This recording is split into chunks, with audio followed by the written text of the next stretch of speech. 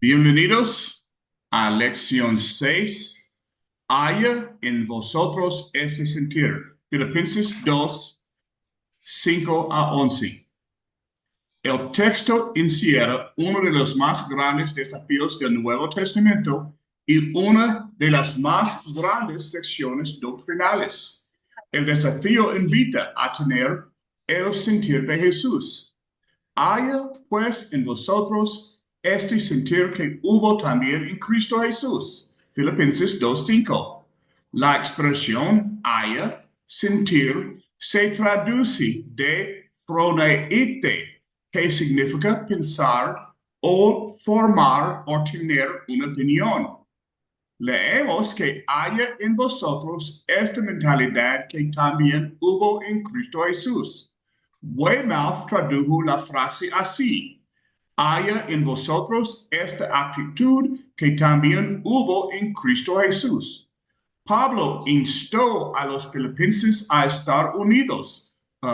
Capítulo 2, 1 y 2. Recalcó que una clave a la unidad era pensar, no en uno mismo, sino en los demás. Pablo estimó, momentito, yo quiero compartir pantalla.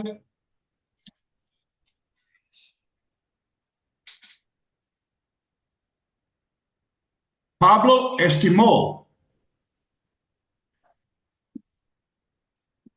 que era poco apropiado que en el cuerpo de Cristo siguieran el ojo egoísta, la mente pomposa, el oído hambriento de cumplidos y la boca que no daba cumplidos, el corazón que tenía poco espacio para los demás y la mano que solo se sirve a sí misma.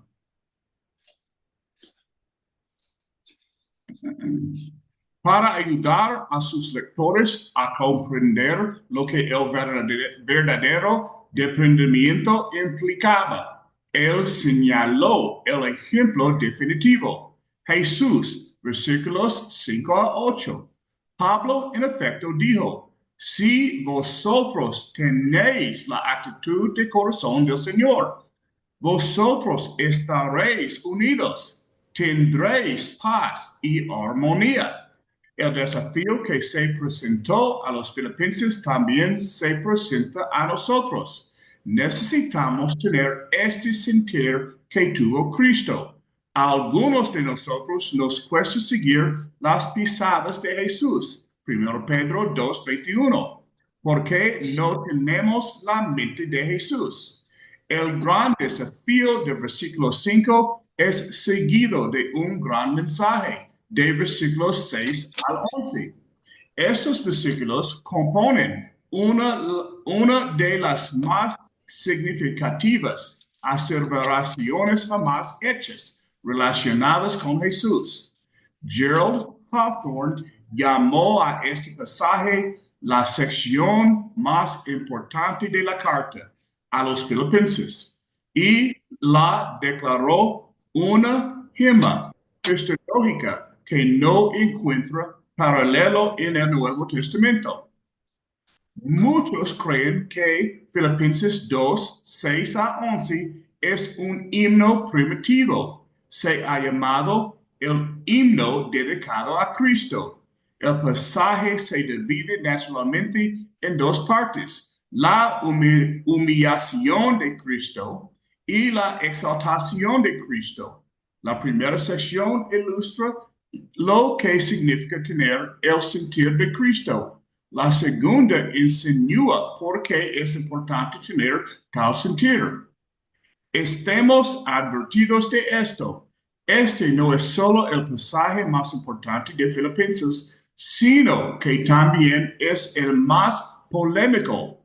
Un autor comentó: la diversidad de opinión que impera entre los intérpretes en relación con el significado de este pasaje es suficiente para llenar al estudiante de desesperación y para afligirlo con parálisis intelectual.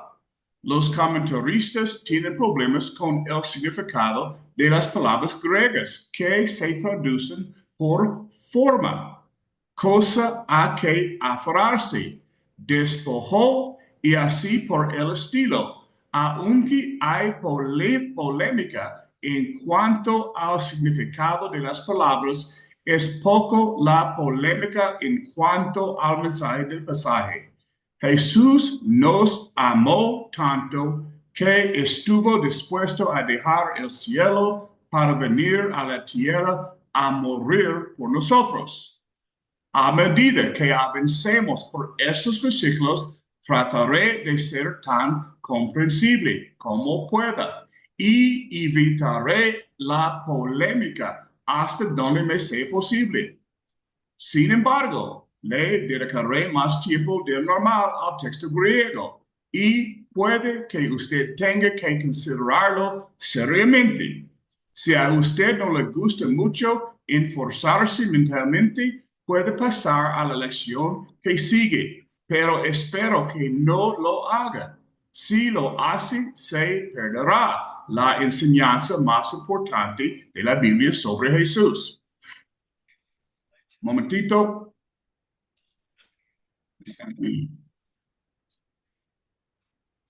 Se revela el sentir de Jesús.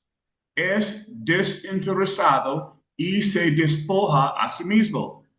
El himno dedicado a Cristo comienza con la preexistencia de Jesús en el cielo, el cual, siendo en forma de Dios, esto es, Jesús existía en el cielo con Dios antes de venir a la tierra.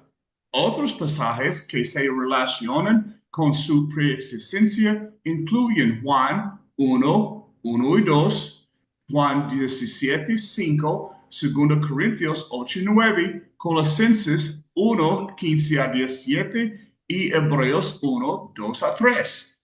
Hay dos palabras griegas para forma que se usan en el texto, morfe y schema, condición. Los griegos a menudo usaban las palabras de modo intercambiable. Esto es como sinónimas, pero en el texto están contrastadas. En el contexto, morfe se refiere a la naturaleza esencial de una persona o cosa que no cambia, mientras que schema se refiere a la apariencia externa que sí puede cambiar y de hecho cambia. Richard Gaffin escribió que la expresión forma de Dios se refiere a la suma de las cualidades que hacen que Dios sea Dios. En varias traducciones se lee la naturaleza de Dios o naturaleza divina o algo parecido, traducciones que incluyen en la versión NIV, la Phillips, la Goodspeed y la Moffat. En versión en CV dice, Cristo mismo era como Dios en todo. Pablo afirmó además que Jesús era igual a Dios. Las palabras del versículo 6 constituyen la manera como el apóstol afirma que Jesús era real y verdaderamente Dios. Considere lo que significaba existir en forma de Dios, ser igual a Dios en el cielo. Trate de imaginarse el honor que se confería a Cristo, la adoración que recibía y las maravillas de que disfrutaba. En la oración que Jesús elevó a su Padre en Juan 17, él se refirió a la gloria que tuvo con el Padre antes que el mundo fuese. Jamás podremos comprender el desprendimiento del Señor hasta que entendamos lo que Él tuvo que sacrificar. Aunque Cristo debió de haber tenido las bendiciones de ser en forma de Dios, Él no estimó el ser igual a Dios como cosas a que aferrarse. En el idioma original, la expresión cosa a que aferrarse es el sustantivo griego hapergaman. Se deriva del verbo harpazo, que significa agarrar, tomar por la fuerza, arrebatar. Harpagamón puede referirse a cosa retenida con fuerza. Creo que el significado de este pasaje es que Jesús no se aferró fuertemente a su posición de honor celestial. Según de J.B. Lightfoot, esta es la interpretación común y de hecho universal de los padres griegos, que tendrían el sentido más vivido de los requisitos del idioma.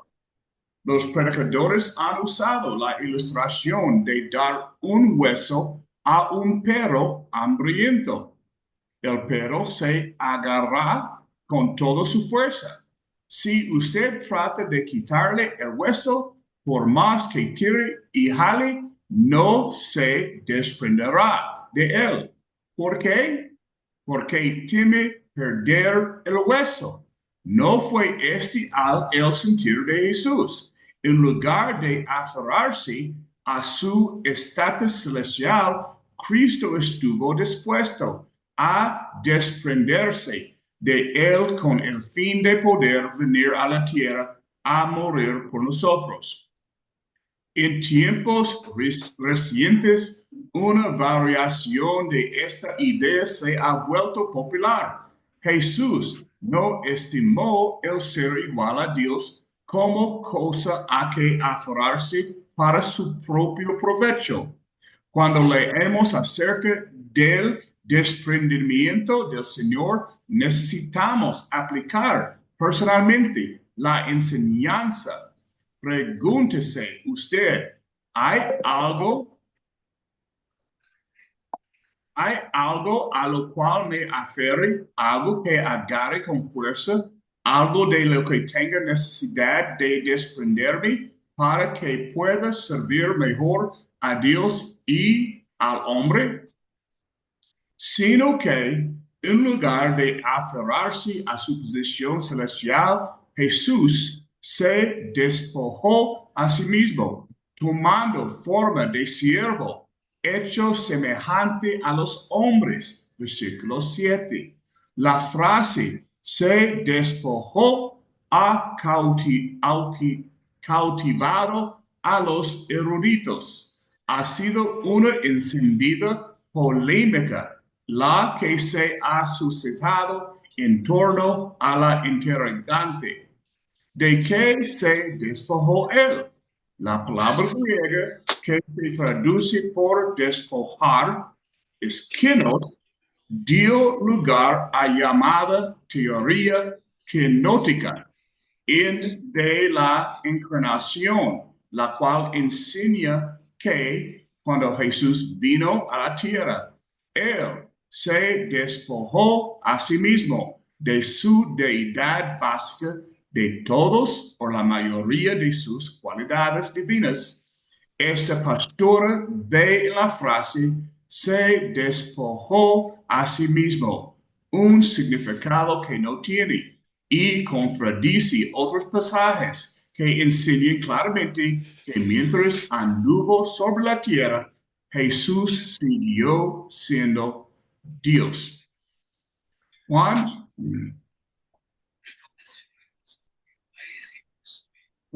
declaró que Dios fue hecho carne y habitó entre nosotros. Juan 1:1 y Juan 1:14.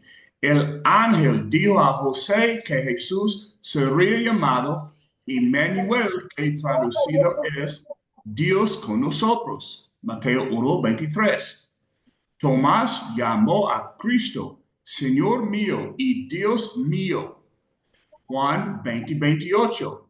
La doctrina de la encarnación declara que Jesús fue plenamente hombre, pero también plenamente Dios. Cuando Jesús vino a la tierra, él no tuvo que dejar de ser una cosa Dios para que en la misma medida pudiera llegar a ser otra cosa. Hombre, Paul Rees usó la siguiente ilustración. Hace muchos años, cuando el duque de Windsor era el príncipe de Gales, él salió un día del palacio de Buckingham. Viajó hacia el oeste, al territorio de las minas de carbón, se puso una gorra de minero y bajó a los sombríos túneles para comprobar por sí mismo las condiciones en que laboraban los hombres en una difícil y peligrosa rama de la industria británica.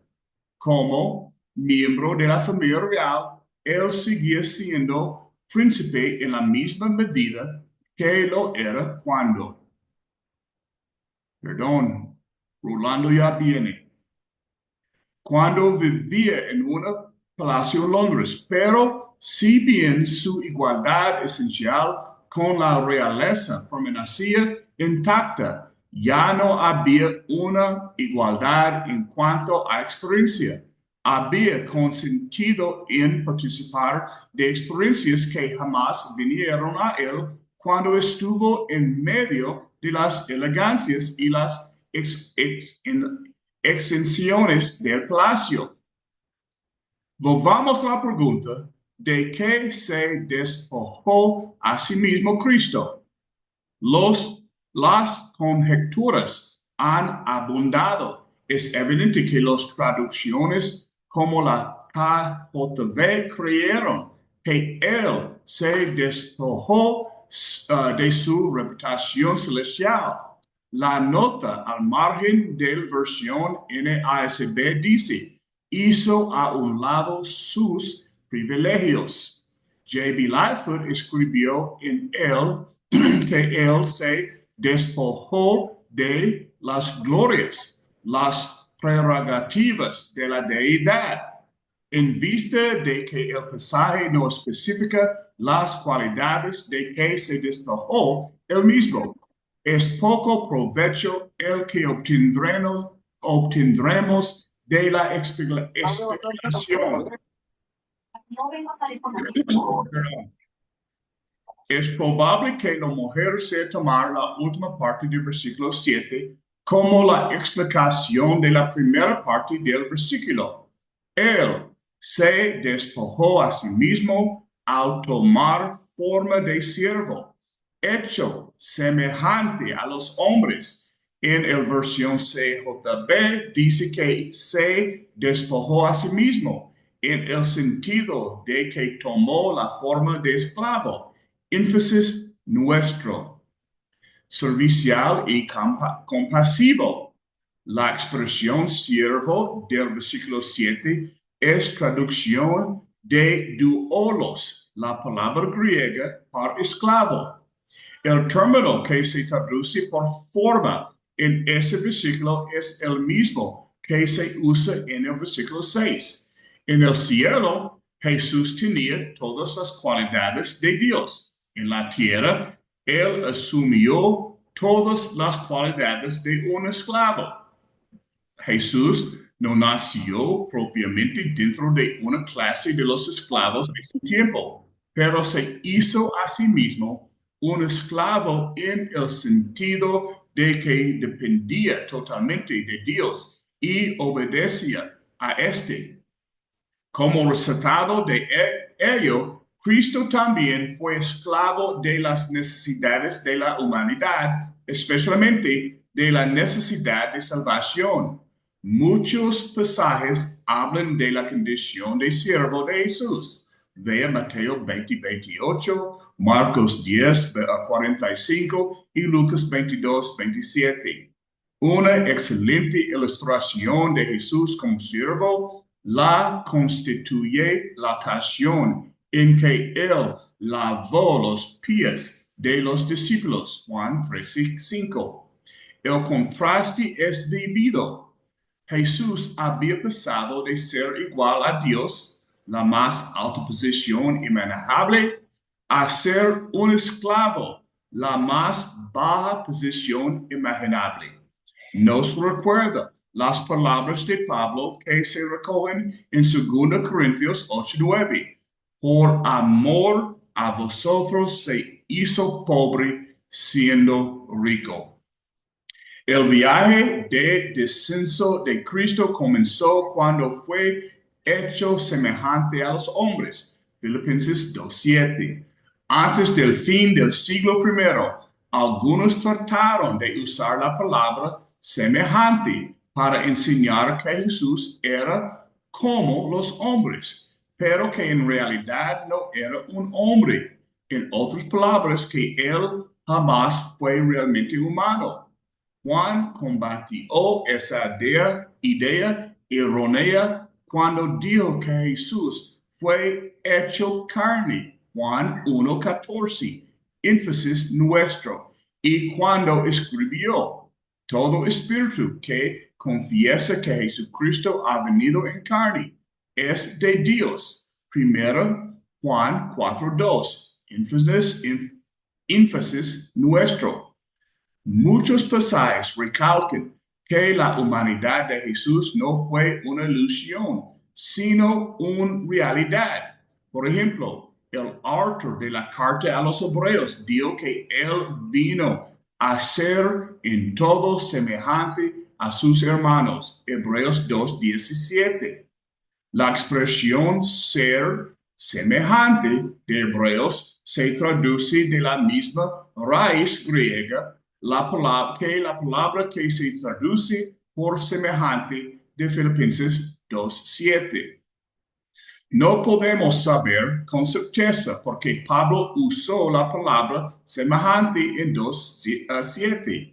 Hay quienes creen que el énfasis es que en un sentido Jesús fue semejante a otros hombres porque él fue completamente humano, pero en otro sentido él fue diferente de ellos porque él era completamente Dios. He aquí una explicación más sencilla. Note que la palabra que se traduce por hecho en versículo 7 del griego ginomai puede significar nacer. En la versión RSV se lee nacer a la semejanza de los hombres. La frase hecho semejante a los hombres se refiere probablemente a la entrada de Jesús en este mundo. Él nació como todos los seres humanos nacen.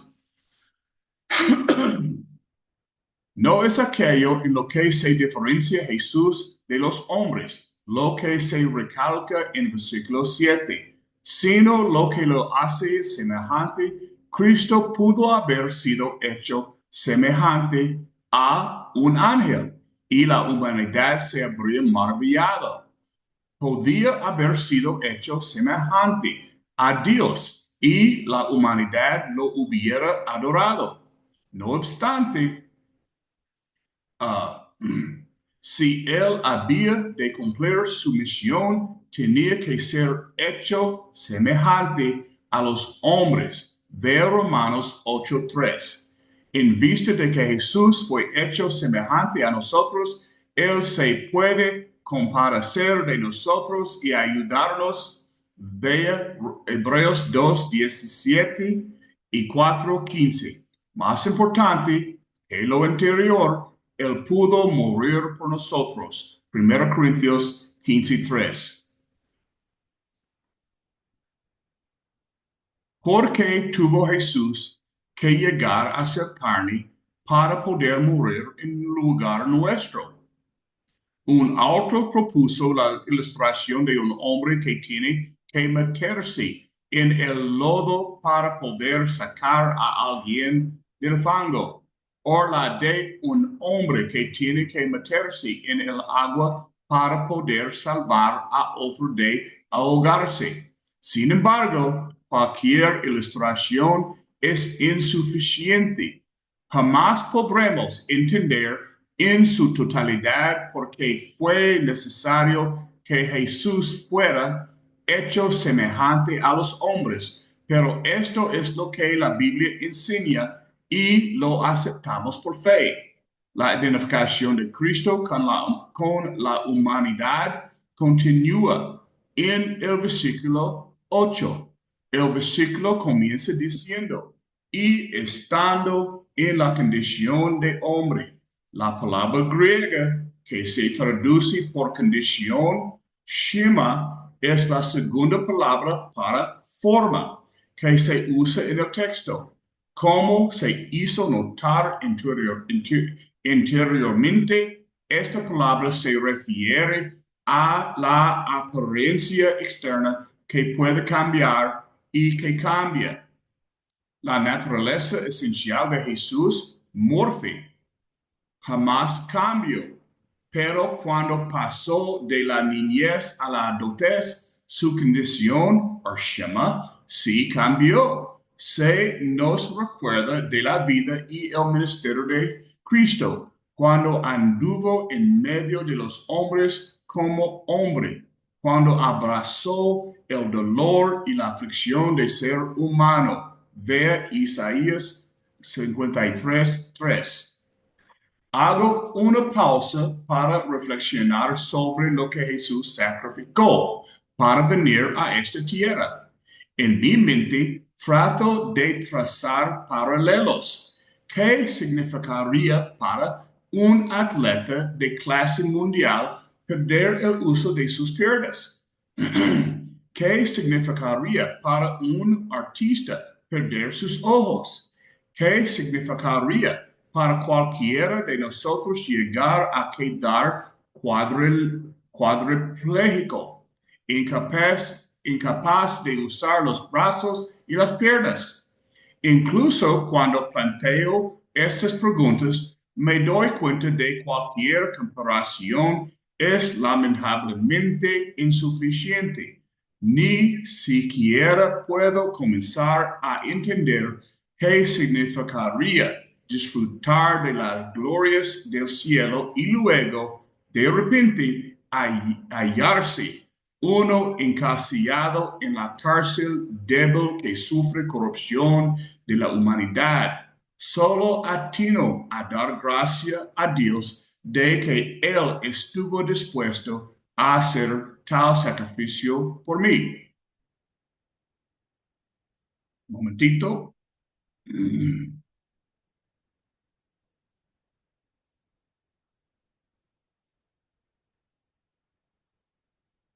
Porque vino mi Salvador a la tierra y a los humildes fue, porque eligió él un nacimiento humilde, porque así fue como me amó, porque bebió la copa amarga de la aflicción, el dolor y desgracia, porque sobre la cruz fue levantado, porque así fue como me amó.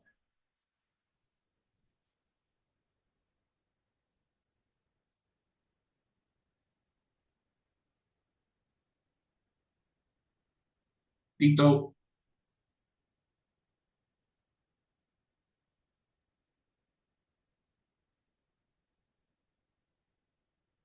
sumiso y sacrificado.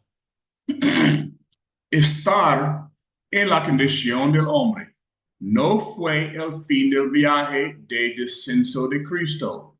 Él todavía tuvo que recorrer el trayecto hacia el Calvario. Y estando en la condición de hombre, se humilló a sí mismo, haciéndose obediente hasta la muerte y muerte de cruz. Filipenses 2:8. Jesús no tenía que morir. Otros han dejado esta tierra sin morir. Enoch, Génesis 5:24. Elías, segundo Reyes 2:11. Y Jesús podía haberla dejado de igual modo. Vea Juan 10:18. No obstante, él tenía que morir si usted y yo habíamos de tener esperanza de vida eterna. 1 Corintios 15:3. Él, por lo tanto, estuvo dispuesto a humillarse hasta la muerte, y no cualquier muerte, sino la más despreciable muerte que el hombre podía idear.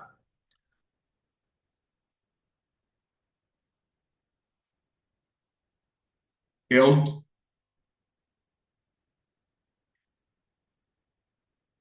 él tenía que morir si usted y yo habíamos de tener esperanza de vida eterna. Él, por lo tanto, estuvo dispuesto a humillarse hasta la muerte, y no cualquier muerte, sino la más despreciable muerte que el hombre podía idear. La muerte por crucifixión había sido tomada de los fenicios y de los persas y perfeccionada por los romanos. Era un instrumento de ignominia para los judíos. Deuteronomio 21:23, Gálatas 3:13, y de escandalosa insensatez para los gentiles.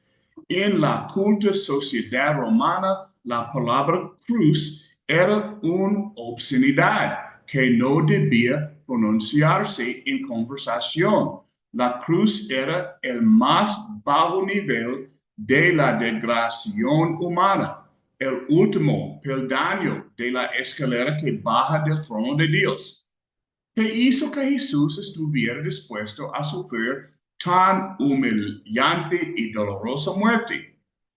Ya hemos explicado que lo hizo porque nos amó. Gálatas 2:20. Filipenses 2:8 añade otra razón: sumisión a la voluntad de Dios. Se hizo obediente hasta la muerte. Énfasis nuestro. Durante su ministerio personal, Jesús dijo: porque he descendido del cielo, no para hacer mi voluntad, sino la voluntad del que me envió. Juan 6:38. En el huerto de Getsemaní, él forcejeó en oración con la que la esperaba, pero terminó su oración con esas palabras: pero no haga mi voluntad, sino la tuya. Lucas 22:4-2. Y al final, él anduvo por la senda de la obediencia hasta la muerte, su muerte en la cruz. Filipenses 2:8. Debido a su sumisión a Dios, Jesús hizo el sacrificio supremo por nosotros. Porque recalcó Pablo que Jesús desprendió sus despojó, sirvió, tuvo compasión y se sacrificó. Fue con el único fin de ayudarnos a apreciar el amor y el cuidado de Cristo por nosotros.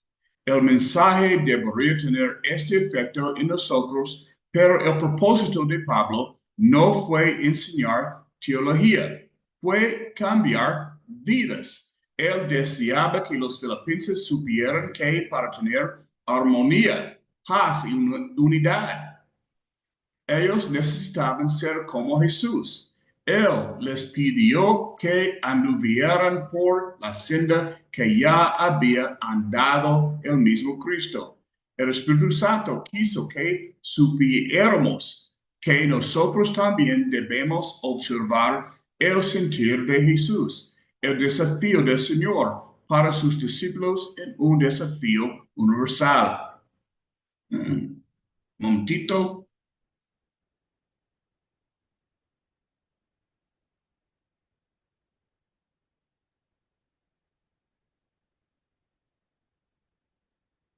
El que quiera hacerse grande entre vosotros será vuestro servidor, y el que de vosotros quiera ser el primero será siervo de todos, porque el Hijo del Hombre no vino para ser servido, sino para servir y para dar su vida en rescate por muchas. Marcos 10, 43 a 45.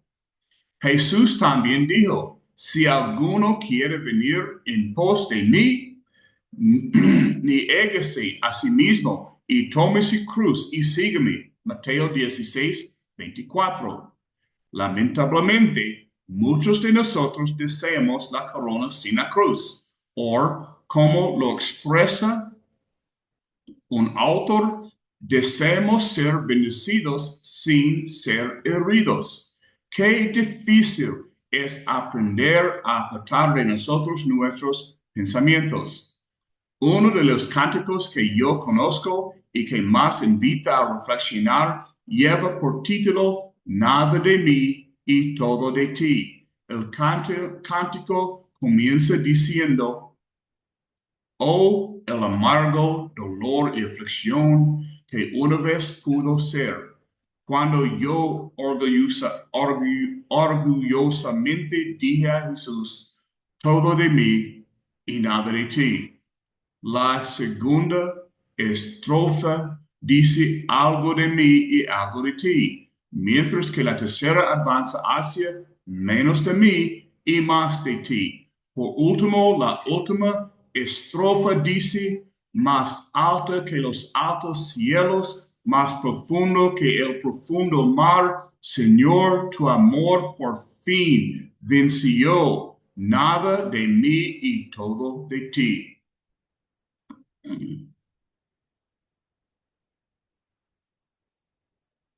Cantar esta canción debe animarnos a examinar nuestros corazones. ¿Estamos nosotros en la senda que lleva al desprendimiento? Yo necesito la ayuda de Dios para hacer mío el sentir de Cristo. Tal vez usted también la necesite. El sentir de Cristo es galardonado. 2, 9 a 11. Pasamos ahora del Señor de Cristo revelado al sentir de Cristo galardonado. Así comienza el versículo 9. Por lo cual, porque Jesús estuvo dispuesto a humillarse, Dios también le exaltó hasta lo sumo. Jesús no se exaltó a sí mismo. Un esclavo solo podía ser exaltado por otro. La expresión le exaltó hasta lo sumo es traducción de una palabra griega compuesta uperotososen, de uperososo, que combine la preposición para sobre o encima, upper, con la palabra exaltar, upsu. El equivalente en latín para hiper es super. Dios superexaltó a Jesús. Se le volvió a poner en la elevada posición que tenía antes de dejar el cielo para venir a la tierra. Su humillación se produjo por etapas, pero fue exaltado en un solo y grandioso acto. La exaltación de Jesús incluye su resurrección, su ascensión y su glorificación, pero el énfasis de este texto es sobre su glorificación a la diestra de Dios. Él fue recibido arriba en el cielo y se sentó a la diestra de Dios. Marcos 16, 19. En el cielo, Dios le dio un nombre que es sobre todo nombre. La expresión sobre es traducción de la preposición para elevadamente, upper, de la primera parte del versículo. No podemos saber con certeza qué nombre se le dio. Algunos proponen que es un nombre que solo Dios conoce. Esto es posible, pero en vista de lo que el propósito evidente de Pablo fue exaltar a Cristo en la mente de sus lectores, tal conclusión parece poco factible para este propósito. El versículo que sigue nos lleva a creer que Pablo se refería al nombre de Jesús. Versículo 10. Muchos autores creen que la palabra nombre se usa aquí en el sentido de designación y prefieren la idea de que el título fue el de Señor, versículo 11. Otros favorecen el título completo, Jesucristo el Señor, del versículo 11. En el griego no está el verbo es entre Jesucristo y Señor. El original dice sencillamente Jesucristo Señor. No es necesario para nosotros identificar el nombre, solo necesitamos saber que es sobre todo nombre. Versículo 9. Sobre la tierra, Jesús fue humillado en el cielo, Él es exaltado sobre la tierra, Él fue el más vil de los siervos en el cielo, Él tiene el nombre que es sobre todo nombre. En vista de que Dios exaltó a Jesús, Él debe ser aclamado por toda la creación, para que en el nombre de Jesús se doble toda rodilla de los que están en los cielos y en la tierra y debajo de la tierra, y toda lengua confiese con Jesucristo es el Señor. Versículos 10 a 11. Doblar la rodilla en el nombre de Jesús equivale a adorarlo. Vea Efesios 3:14. Confesar que Jesucristo es el Señor equivale a reconocerlo abierta y francamente como soberano de todos. La expresión los que están debajo de la tierra probablemente se refiere a los muertos.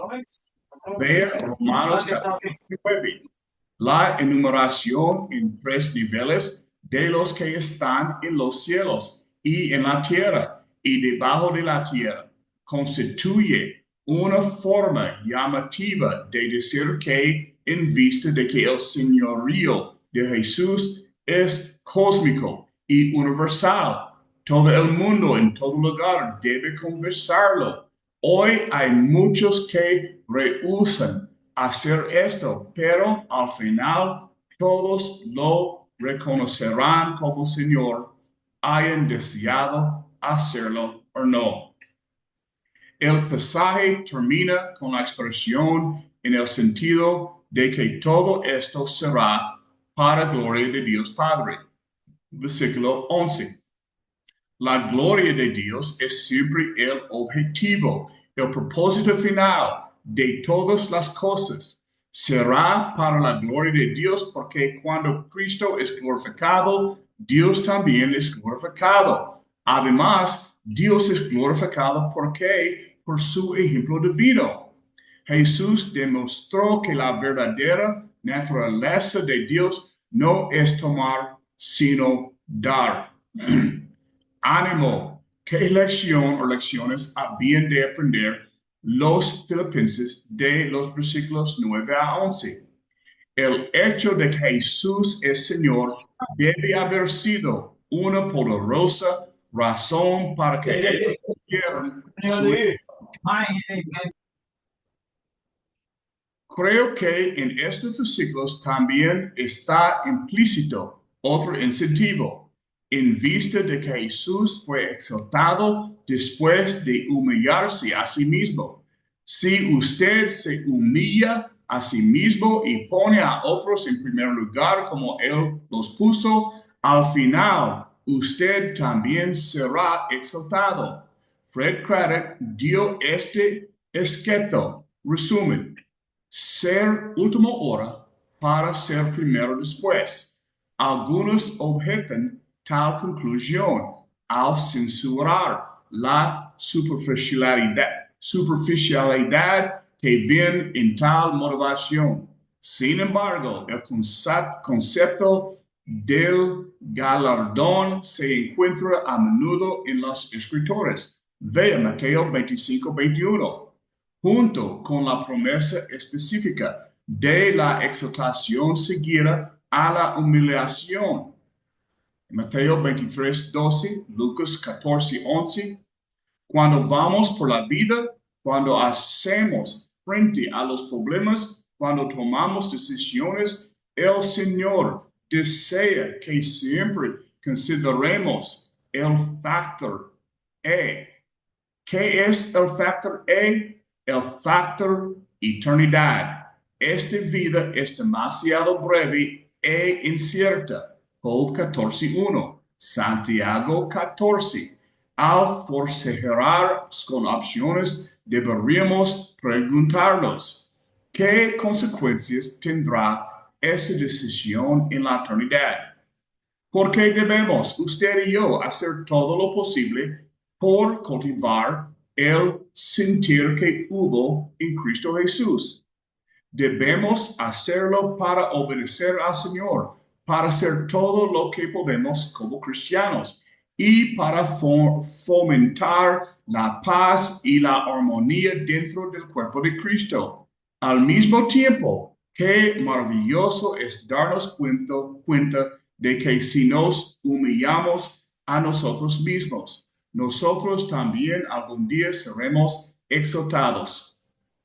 En conclusión, Filipenses 2:5-11 puede tener un poderoso impacto en nuestras vidas si le dejamos tenerlo.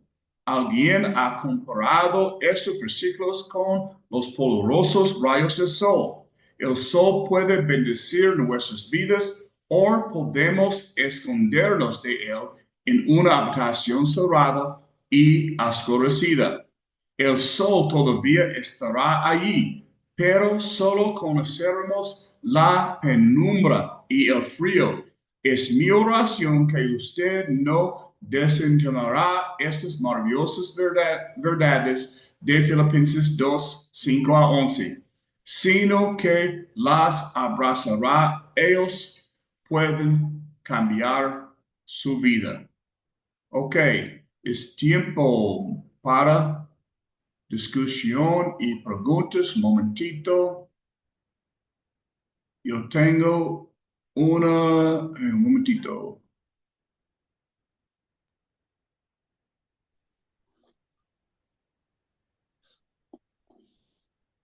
Hey Luis, ¿estás ahí? Sí, sí, hermano. Ok.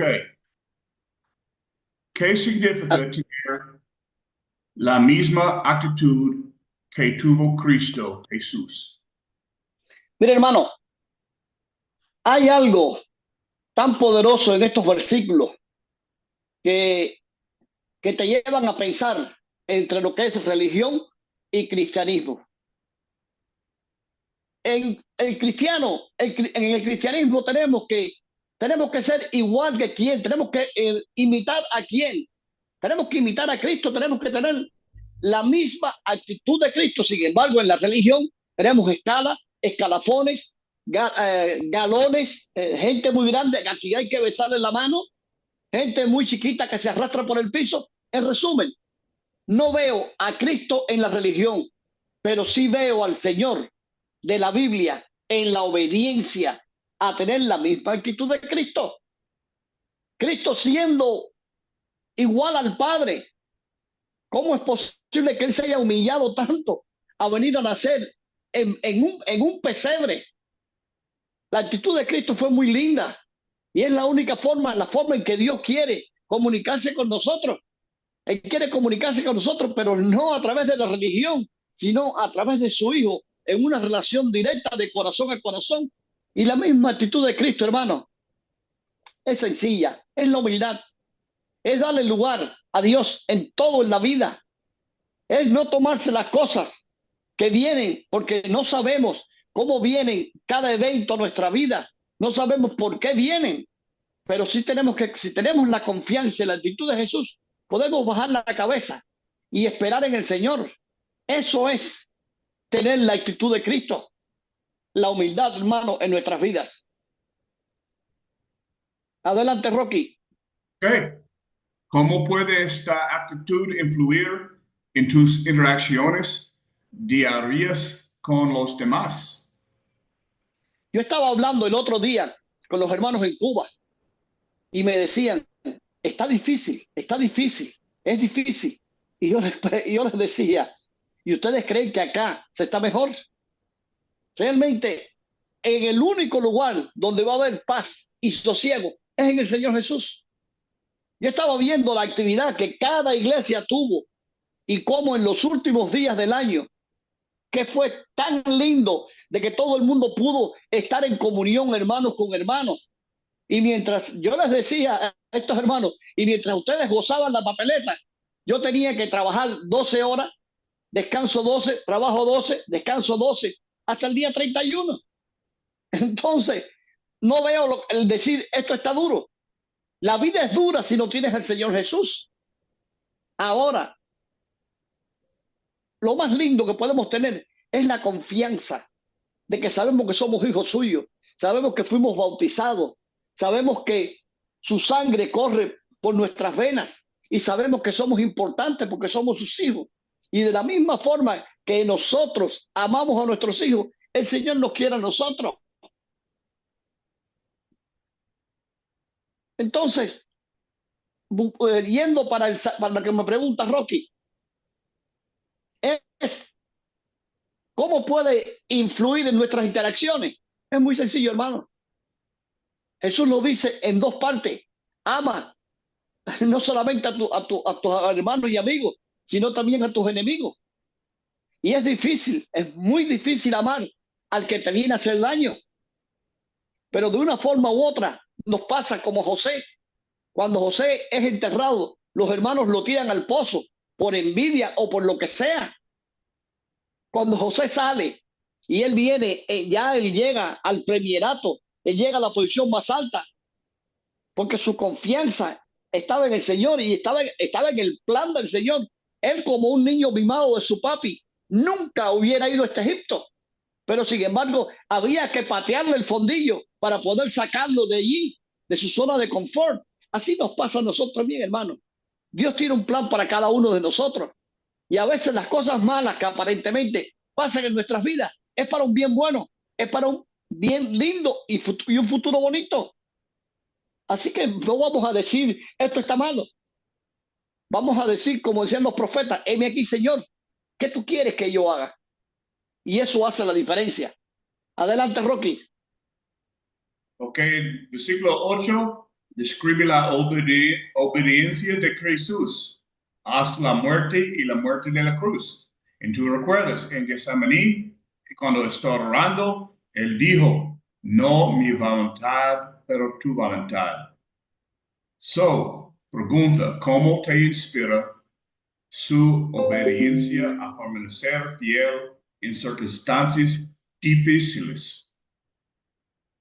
Mire, hermano, cada vez que leo este capítulo, es como que, cuando coges al caballo y lo coges por el hocico y lo sacudes. Nosotros queremos obedecer al Señor cuando estamos en bien, pero entonces, la, al revés, nos acordamos del Señor cuando estamos en mal. Ahora, cuando estamos en bien, cuando todo va yendo bien en la vida, no nos interesa. Sin embargo, hay, hay un ejemplo de nosotros que nuestra obediencia al Señor debe ser en todo momento y a cualquier evento en el cual nos estemos enfrentando, tenemos que enfrentarlo con obediencia. Y le decía a los hermanos, miren, quizás el Señor permite que estas cosas estén pasando allá para un propósito. Primero, para que la iglesia crezca. Segundo, para que la iglesia se fortalezca. Y tercero, para que la iglesia estreche lazos como familia. Y de la misma forma que un padre y un hermano provee para sus hijos, nosotros tenemos ese llamado. Y tenemos el llamado del Señor es, en los momentos difíciles, Dios espera algo de ti. Y el Señor está esperando de nosotros algo en estos momentos difíciles. Y cada vez que hablo con los hermanos, están esperando algo en estos momentos difíciles. ¿Qué vamos a hacer? Entregarnos. Cuando usted se rinde, y fíjense bien que nosotros rendirnos no es tan difícil cuando comparamos que la rendición de Jesús fue hasta muerte y muerte de cruz. Ahora en Netflix están pasando un serial muy bueno. Ya que estoy retirado, ya puedo ver películas. Y es en los otomanos contra Backlack, el empalador. el que ponen por Buckler es el VAR, es el que pone como el vampiro. Hermano, si la muerte empalado era duro, la muerte en la cruz era peor, porque te iba desangrando. Y yo estaba viendo los comentarios del médico de Lucas, y cuando Lucas dice que cuando el soldado romano le pinchó el costado, salía sangre y agua. Entonces, él se desangró tanto que la sangre, cuando sale sangre y agua, te está diciendo médicamente está muerto, porque no está circulando la sangre. Los productos sólidos de la sangre bajan y el agua sube. Y es lo que vieron los soldados romanos. Y no le hicieron más nada al cadáver, porque vieron que estaba técnicamente muerto. Hermano, si lo peor que puede haber en la vida es la muerte en la cruz, así de sangrante poquito a poquito, si Jesús lo hizo, ¿qué nosotros podemos decir de cualquier sacrificio que espere de nosotros? Señor, heme aquí. ¿Qué tú quieres que yo haga? Lo haces tú, lo hago yo. Lo tenemos que hacer todo, porque es la única forma de agradar al Padre. Y el Padre se agrada en tales sacrificios. Adelante, Rocky. Ok, circunstancias difíciles. Pero nada, aquí tienes tiempos difíciles en su vida.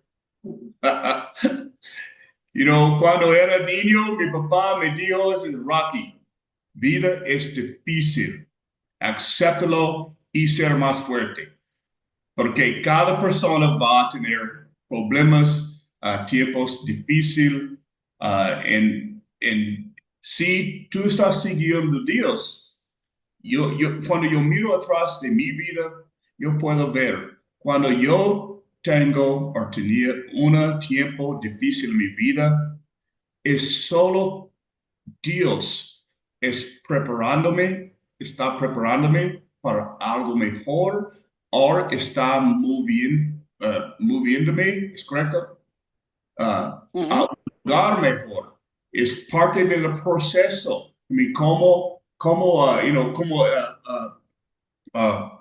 Santiago 1, versículo 2, tiene gozo cuando tú tienes problemas, de muchos problemas. Cuando tú tienes problemas. ¿Por qué tiene gozo? Porque Dios está perfeccionando. Perfeccionándome, Yeah. perfeccionándome, me está formando. And so, este es otra cosa en mi colegio. Yo tengo un entrenador, ¿es correcto? A coach Sí, un entrenador. en los deportes, y él siempre dice, put your eyes on the prize, pone tus ojos en el trofeo. Si recuerda, tenemos un trofeo es salvación. Nuestro trofeo es cielos, como Jesús está esperando por su trofeo, por regresar a los cielos. Tenemos el mismo derecho y probablemente nadie aquí va a morir en un cruz. Hay otros lugares, otras maneras, pero por cruz no. So, recuerda que cuando tenemos circunstancias difíciles, es el voluntad de Dios y Él está preparando algo mejor para ti. Ok, ¿qué más? Rocky, es imposible que haya crecimiento sin sufrimiento. Cuando vamos creciendo de niño para adolescente, te duelen los huesos que se están estirando. Sí. Cuando vamos creciendo de adolescente para adulto, te duele todo, te duelen los músculos. Y me acuerdo que mi abuela cogía y me echaba mentol y me echaba muchas cosas para que yo pudiera, para que no me doliera. Entonces, sin sufrimiento no hay crecimiento. Y todo el mundo quiere crecer, pero sin sufrimiento es imposible. Y el Señor te está diciendo que todo crecimiento implica un sufrimiento y tiene un precio. ¿Y cuál es el precio que tenemos que pagar? Si tenemos una corona tan grande como decías ahorita, mi hijo estuvo en una escuela profesional para deportistas de alto rendimiento, desde los 11 años hasta los 17, 18. Y aquella gente a mí me daba lástima verlo. Se levantaban a las 5 de la mañana a dar la vuelta al pueblo. Santa Clara, 11 kilómetros por toda la circunvalación. Y yo cuando ellos hacían eso por las mañanas y quería meterme con ellos, iba en mi carrito y me paraba, iba delante de ellos y mirándolo, y me daba tristeza. Pero ¿sabes qué? Ahora mi hijo está en fuerzas especiales porque se preparó desde niño. Y no es que me cause placer, pero él se preparó para eso. Y yo no quería, porque lo que yo quería para él es que fuera ingeniero como yo, pero no, ese fue el camino que él eligió. Ahora se preparó desde niño para eso, para ese propósito. Todo en la vida, todo lo que tú quieras, tiene un precio. Y el precio es para el cristiano, es el sufrimiento, es una cuota de sufrimiento. Oh, Adelante, Rocky, ahí tenemos a Olivia. pasamos una hora. Ajá. Vamos a preguntar algo a los hermanos. Olivia, ¿cómo está, hermana? Olivia, para Páez, ¿cómo les va, hermana? Ya, yo quiero decir bienvenidos a Livia y Yadar. Ellos están de nuestra iglesia en Roma Pablo Centro, aquí ¡Qué bárbaro! aquí en Costa Rica. So, bienvenidos a los dos. Es siempre bueno por verte, Rolando y Mara y todos. De los viejos. Rolando, hermano, ¿cómo les vamos? Rocky, si quiere puedes ya colgar y vamos a tener el social. Ok, Rolando, vamos bien, vamos bien. Vamos bien, hermano, gracias a Dios. Ahí vamos, escuchando la lección y atento a la palabra de ustedes. ¿todo bien? Hoy, todo bien, todo bien. Hoy estuvimos celebrando el cumpleaños del hermano Leo, allá en su casa, y la esposa del hermano Raimundo. Pero eso fue un error, hermano, porque había que poner muchas velas en el cake. No había tantas velas. ¿Cómo Así iban a mismo celebrar es. el cumpleaños de Leo con tantas velas? Es imposible. Ahora sí me escuchan. Sí, hermana. Sí, ahora sí. ¿Qué Ok, hubo, ¿Me hermano? escuchan, hermano? momentito, Sí, sí, hermana, adelante. podemos escucharte. Adelante. Adelante, Olivia. Well, ahora no podemos escucharte. Hey, Rolando, tú puedes hacer una oración por nosotros. Rolando, Ahora sí me escuchan. Sí, ahora sí la escuchamos. Ah, bueno.